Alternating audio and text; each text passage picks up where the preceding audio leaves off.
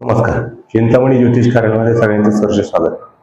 19 मार्च 2026 रोजी गुढीपाडवा आहे.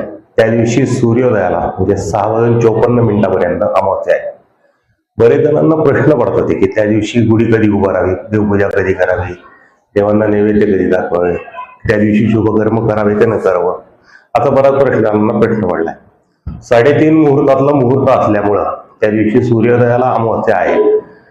नियमानुसार जर धरलं तर तो दिवस सूर्योदयाला अमावस्या आहे, परंतु सकाळी 6:54 अमावस्या संपती आहे.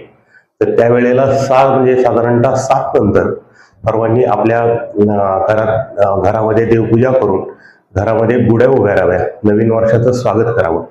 आपल्या रीतीनुसार जे काही परंपरा आहेत त्या परंपरेनुसार आपण पंचांगाचं पूजन, नेहमीप्रमाणे देवाचं पूजन करून गुढ्या उभाराव्या आणि आनंदाने सण साजरा करावा.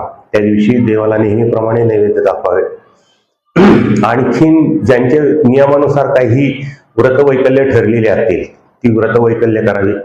काही गोष्टींना म्हणजे काही मुहूर्तांना नक्षत्राची किंवा दिनशुद्धीची आवश्यकता आहे.